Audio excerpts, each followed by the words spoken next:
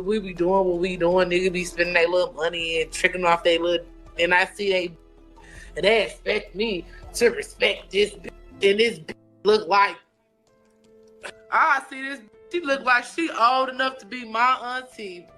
And this man, look, I had a situation where this nigga told me when this called, I had to be quiet. So then, you know me, I'm petty. I found out who the was on Facebook. I'll go look at her Facebook page. That woman you just saw is Chiron Miller, a 31 years old mother of 4 children. And those words you just heard were the last public ones she ever spoke. Because hours after that Facebook Live ended, she was shot dead. What she was exposing on that live and who she was exposing it to is exactly why she never made it out alive. Here is what makes this case so hard to sit with. Chiron Miller was not a reckless person. She was actually the complete opposite. Every single person who knew her will tell you the same thing. She was the kind of woman who put her kids first no matter what, kept herself busy, stayed on her grind, and moved through life with the type of energy that naturally drew people to her.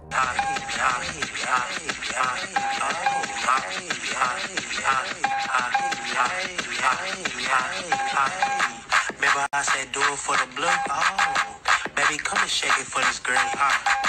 Wobble, wobble, shake it, hit the floor.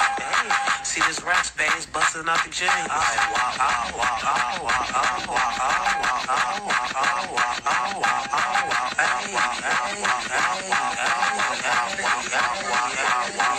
Ass looking fat like a basketball hoop. I think this money's wanna take you home up in this coupe. WWE, nah, bitches NBA. Nothing but that ass, go and shake it at the rave. Damn, I wanna fuck, can I put you on the tape? Damn, you looking thick, goddamn, what you ate? I don't say the bitch, but I put her on the cake. Damn, looking like a snack, can I put you on the plate? Remember I said do it for the blue? Baby, come and shake it for this green. Wobble, wobble, shake it, hit the floor. See this rack space busting up the jeans. Wop, wop, wop, wop, wop, wop, wop, wop, wop, wop, wop, wop, wop, wop. Her mother, Jacqueline Brinson, told Fox 6 that Chiron was just an outgoing, loving person, and that her children were going to miss her in a way that words could not even cover. She was just a beautiful person when you sum it all up. Born July 3rd, 1988, Chiron grew up with Roos in Chicago before she built her life in Milwaukee, Wisconsin. She went to Bayview High School, later studied network and computer systems at ITT Technical Institute, and worked as a tattoo artist at local studios like Nocturnal Ink and Body Canvas Ink. She also held down a job at Go Right Way Transportation Group on top of all of that. So when you hear her story, understand that this was a woman who was genuinely building something for herself and her children. Jacqueline Brinson remembers the memories made with her daughter, Chiron Miller. I could skate, but she could skate better than me. So I would be on the side of her to make it seem as if I was just as good as her. Miller skated through life with a full focus on her 4 young children. The people in Chiron's life described her the same way every time you asked. She was not the type to bite her tongue or pretend to be something she was not. And that quality, the very thing that her loved ones respected most about her, is also the thing that put her in Darnell Lamont Kimball's crosshairs on the last day of her life. Now let us talk about Darnell Lamont Kimball, because that is the man this whole story is really about. He was born in September 1990 in Milwaukee, which put him at 29 years old the night of the shooting. He and Chiron were in a relationship, and she had been staying at his apartment on the west side of the city, near 52nd and Locust Streets. And Kimball was not a man walking around with a clean record. He had been convicted of armed robbery back in 2009, which made him a convicted felon from that point forward. Then, in 2018, just 1 year before the incident, he caught another case for possessing methamphetamine. Under Wisconsin law, being a convicted felon meant he was not legally allowed to own or carry a gun. He had one anyway, and nobody around him apparently thought that was a red flag worth addressing. Chiron's family told Fox 6 later that she had been in what they could only describe as an unhealthy relationship, but they didn't know the full story of how bad it really was until after she was already gone. Now here is where everything shifts from a sad story to something that will genuinely make you sick. According to breakdowns that pulled directly from Chiron's own social media, she had found out something that completely changed how she saw this whole relationship. While she was at Kimball's place one day, she came across a photograph sitting right there on his entertainment stand, and that photo told her everything. Darnell Kimball was married to another woman, and Chiron had been the side the entire time, with absolutely no idea. The second she put those pieces together, she did what everyone who knew her would have expected. She went on Facebook Live. On the afternoon of September 12, 2019, Chiron went live on her Facebook page under the name @CMenChina and started talking directly to the camera. She was speaking to Kimball specifically, and she knew he was tuned in the whole time because he was sending messages to her inbox while the stream was still going. She called him out and threatened to put his whole double life on blast, including the marriage he had been hiding, the lies he had built their relationship on, and exactly how he had been playing her. I was pregnant with Kingston, my son, my last baby. I did that on my own. My baby daddy didn't reach out to me, didn't ask how I was doing, didn't see if I was okay. I was homeless, all that shit. I was living from house to house, all that shit. And I got 2 other kids. Not once, do you hear me? Not one time, not one time did I inbox a baby mama, did I inbox a friend, did I ride up a block, none of that shit. You know what I did? I got on my shit. You understand what I'm saying? I made sure my kids was straight, man. I made sure we was good. And then she said something that, looking back now, feels almost like she was unknowingly describing the danger she was walking straight into. Ain't no more shots fired. I don't shoot shots.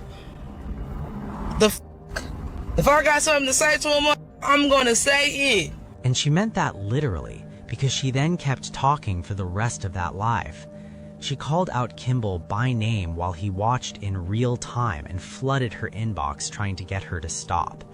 She talked about men who play games with women and hide who they really are, and she made it very clear that she was not the one to be played. All y'all niggas be having, all y'all got girlfriends. All you niggas got girlfriends. All y'all got a bitch. Every nigga got a woman. Everybody got a they answer to. And then like motherfuckers mad at me because they have a bitch that be me. She mocked the wife in the live. What the I gotta respect your relationship for? You don't even respect your relationship, nigga. What the fuck I'm gonna be quiet for this for and hide? You finna go kiss the bitch with the same lips, but you want me to be quiet when she call. The bitch don't even look better than me. What the fuck? She said Kimball was too embarrassed to even tell people about the marriage. She also said he had the nerve to tell her that sleeping with Chiron had actually brought him and his wife closer, and she shut that down immediately with the type of sharp, tired energy that comes from a woman who has fully clocked that she has been played for a fool. A few hours after that stream ended, Chiron made her way to Kimball's apartment near 52nd and Locust Streets to get her things. She had been told to leave, and this trip was supposed to be her last one back there. Researchers and advocates who study domestic violence will tell you that this specific moment, when someone tries to leave a bad relationship and goes back to collect their belongings, is one of the most dangerous situations a person can walk into. The person who wants control does not give it up easily, and the moment they feel like they're losing it for good is usually when things get most violent. Chiron walked in and a fight broke out between she and Kimball. According to the criminal complaint and the account of the one person who saw it all, the argument got physical while the two of them were standing close to each other, and at some point during the fight, Chiron swung her arm at Kimball. What Kimball did next was not something anyone could undo. He pulled out a gun and fired multiple times. Chiron was hit at least twice, once in the arm and once in the stomach, and the stomach wound was the one that would kill her. As she fell to the floor of that apartment, Kimball ran out the door. The only witness to all of this was Kimball's own mother. She had been inside that apartment the whole time, watched her son shoot Chiron, and Chiron hit the floor bleeding. And then she did the right thing and called 911. When detectives arrived, she told Telepatex plainly that her son had fired the shots and then fled. Milwaukee police arrived at the scene and found Chiron on the floor, conscious but in critical condition. Paramedics rushed her to a hospital, and the medical team worked through the night trying to save her, but the damage was too severe. Chiron Miller was pronounced dead at approximately 1 a.m. on September 13, 2019. The Milwaukee County Medical Examiner carried out an autopsy, officially ruled the death a homicide caused by gunshot wounds, and recovered a bullet from her body. A second bullet was found on the floor at the scene, which confirmed that multiple shots had been fired. There was no question about what had happened. The only question left was whether the man who did it would actually be held responsible. Jacqueline Brinson, Sharon's mother, got the worst phone call of her life. I don't even know how to begin. Coming to grips with unexpected loss. I never imagined losing my child, at such a young age. On September 18, 2019, prosecutors formally charged Darnell Kimball with first-degree reckless homicide while using a dangerous weapon, along with possession of a firearm by a convicted felon. The police released an arrest warrant, and shortly after, Kimball was tracked down and locked up. Sharon's family held her funeral at Reed's New Golden Gate Funeral Home on September 23, 2019, with visitation starting at noon and the service following at 1 in the afternoon. The family set it up as a celebration of her life rather than just a funeral, because that is who Sharon was. Her relative, Mika Princeton, launched a GoFundMe that brought in nearly $2,410 from 46 people to help cover costs. The way the family described Sharon on that page says everything you need to know. She was a realist who did not mind telling you like it was. Sharon will never be forgotten. Her legacy will live on through her beloved 4 children. After the funeral, Jacqueline Brinson packed up and moved away from Milwaukee.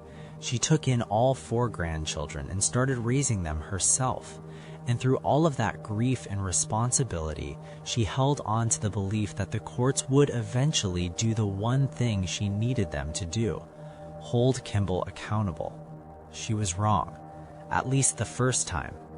The case went to trial in late 2020. Everything the prosecution had built rested largely on the testimony of the one person who had been in that room. The woman who saw the argument, saw the gun, saw Sharon fall, and had already told the police everything on the night it happened. When the trial date came, she was nowhere to be found. Without Kimball's mother's testimony, the prosecution could not move forward. The charges were dropped, and Darnell Kimball walked right out of the courthouse a free man. A story you'll see only on Fox 6. A Milwaukee man charged with murder is free after the district attorney's office says a key witness didn't show up for his trial. The family of the woman he allegedly killed is devastated by this and hopes that witnesses turn up so the trial can carry on. Fox 6's Hannah Jewell spoke with him earlier today and has more on where the case stands right now. Mary and Ted, this case seems cut and dry to this family who says they've been keeping close tabs with the DA's office here at the courthouse. They seemed like they had enough evidence and witness testimony for a trial to resume. Now they're just deflated. They're speaking out today, hoping somebody may be able to help. This Thanksgiving will be another difficult holiday for the Brinson family. The ball was dropped for justice for my daughter. It reopened the wound and it's all over again. Learning Darnell Kimball, the man they believe to be their loved one's killer, was released without a trial. He literally shot and murdered my daughter, and he's walking free as me and you, and she's no longer with us. All we want is justice. I don't think we're asking for a lot at all. We just want to be at peace. And we're not at peace right now. Chiron Miller was shot and killed in September 2019 at a home near 52nd and Locust. It's not just hurtful for me, it's hurtful for the kids, my mother, her father. Kimball was charged with killing the mother of 4 and until last Monday was in custody. There's nothing they can tell me that will make me understand this. According to Milwaukee County's Chief Deputy District Attorney Kent Laverne, this case was dismissed the same day it was scheduled for jury trial, saying because an essential witness for the state failed to appear, they could not proceed, and that prosecution will resume once that witness is found. They just throw it out like it's nothing. It's not fair for us. It's not fair for the community. In the meantime, Kimball is free. You never know when he might spaz out or flip out on someone else and put them in the same situation and predicament as us. In a criminal complaint, Kimball's mother is named as a witness who was there at the time of the shooting. We reached out to the DA's office to see if that's the key witness they're looking for. We'll let you know if we hear back. Brinson told Fox 6 that hearing about the dismissal felt exactly like losing her daughter all over again. She had spent over a year waiting for the trial, waiting for the system to do something. And then, just like that, the man she knew killed her child was free and living his life while she was at home raising 4 kids who would never see their mother again. The case went completely cold after that. Months passed and then years passed, and Kimball, instead of keeping his head down, was convicted in a completely separate case for carrying a gun as a felon sometime between 2020 and 2023. The punishment for that was a stayed sentence and 2 years of probation. A man who was connected to a homicide case caught again with a gun, and the courts responded with probation. Then in May of 2023, after years of silence, something finally moved. On Tuesday, May 2nd, 2023, prosecutors went ahead and refiled the exact same charges against Darnell Kimball: first-degree reckless homicide with a dangerous weapon and possession of a firearm by a felon. A fresh arrest warrant was issued right away. The district attorney's office did not explain publicly what had changed in the 3 years since they dropped the case, but the move itself said enough. They were ready to go back to trial, and this time they intended to finish it. A man accused of killing a woman nearly 4 years ago is charged again. Fox 6's Bill Miston joins us live. Bill, the original case here was dismissed, and my understanding, this all came down to one key witness. Yeah, a witness who never showed up. That's why Darnell Kimball's homicide trial went out the window several years ago. Right now, prosecutors aren't saying what changed, but the refiling of charges signals that prosecutors are ready to take the case to trial again. The ball was dropped for justice for my daughter. It reopened the wound and it's all over again. This is Jacqueline Brinson. She spoke with Fox 6 back in November 2020 after prosecutors said a key witness in the trial of this man, Darnell Kimball, failed to show up. He literally shot and murdered my daughter, and he's walking free as me and you, and she's no longer with us. 31-year-old Chiron Miller was shot in the arm and abdomen inside an apartment near 52nd and Locust in 2019. Miller died hours later. She was just an outgoing, loving person, and I'm really going to miss her. She has beautiful children that are really going to miss her. The medical examiner's office ruled her death a homicide. Prosecutors charged Kimball days later with killing the mother of 4. Investigators say Kimball's mother witnessed her son shoot Miller, but when a witness no-showed at trial, Kimball was released. For years, the case went dormant. During that time, Kimball was convicted of felony gun possession, given a stayed sentence, and put on 2 years probation. On Tuesday, prosecutors filed first-degree reckless homicide and felony gun charges against Kimball. A warrant's out for his arrest. Kimball reportedly dodged police for a while after the new warrant dropped, but they eventually caught up with him and held him for trial. When Brinson heard the news that charges had been refiled, she was grateful the case was moving again, but she was also scared, and that fear made complete sense. She had been down this road before and had watched the whole thing fall apart once already, and now she was being asked to trust the process one more time when the process had already failed her daughter. It took another 2.5 years before the case actually made it back to a courtroom. On January 26, 2026, the new trial got underway in Milwaukee County Circuit Court. Darnell Kimball, now 35 years old, sat in front of that jury more than 6 years after the night he shot Sharon Miller and left her dying on the floor of his apartment. 3 days later, on January 29, 2026, the jury came back with their decision. They found Kimball guilty on both counts of first-degree reckless homicide while using a dangerous weapon and possession of a firearm by a felon.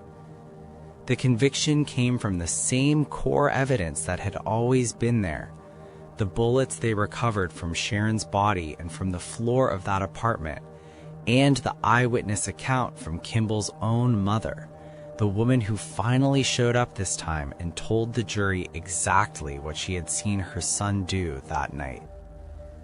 Sentencing was scheduled for February 20th, 2026. The homicide charge alone carries a maximum of 60 years in prison, and that number goes up further with the weapon enhancement and the felon status. His 2009 armed robbery, his 2018 drug conviction, and the additional gun case he caught after the first trial was dismissed were all sitting there as factors that a judge would have to weigh. Now let us sit with something for a moment. Wisconsin recorded 68 domestic violence homicides in 2020 alone, and that number kept climbing, reaching as high as 99 by 2024, according to End Domestic Abuse Wisconsin. Sharon Miller is one name in those statistics, one of many women who tried to leave a bad situation and got killed for it. I do not sweat niggas, bro. I don't give a fuck what a motherfucker say, bro. On the G. I'm my ugly ass guy. I'm not finna call you every day, my nigga. I'm definitely not gonna text you first. I'm not finna be sending no good morning texts. I'm not finna be the one setting up no dates or telling you that I wanna go somewhere. I'm just gonna call or respond to another nigga who asked me what I wanna do tonight. Fuck you mean? Don't pick me up with intentions of fucking on me. Like, come on, my nigga. I don't really like spending time with people. If I'm on your line, I'm on your line. If I ever responded to you, if you got my phone number and I answered, I'm on your line. I shouldn't have to talk to you every day. Because I got ADD and I get tired of motherfuckers real fast. Motherfuckers just need to understand that people be having shit to do. You complaining to me about not spending time with you, find you something to do, emotional ass nigga. Jacqueline Brinson said something in her Fox 6 interview from 2019 that has never stopped being hard to hear. I wish she would have just left whatever that was at that house. A wish to hold her daughter one last time. I just wish she would have made her move a lot earlier. Instead, she's holding on to dear memories. Here is the thing though. Sharon was making her move. She went to that apartment specifically to get her belongings and walk away from Kimball for good. She just didn't make it out of that building alive. What do you think about this case? Let me know what you think in the comments section. Eighth grade. What is the 8th grade? 8th grade where? 8th grade where? Middle school where? Where? Big high. Big Period. Big high school. Big freshman. Period. Who said what's the 8th grade? 8th grade where? Middle school where? Middle school or where?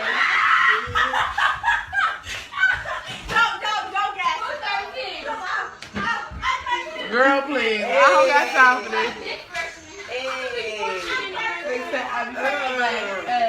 Big pressure going on. I be fucking back.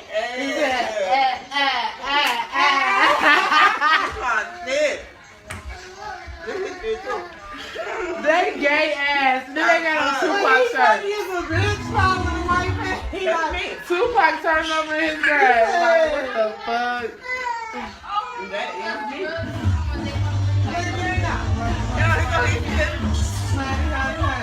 You right, I'm getting them out now. And then going where? What you finna do? Let me take you on a date.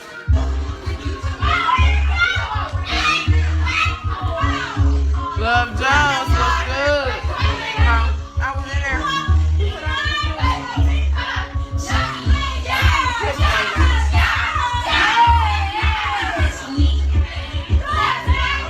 You keep watching it, you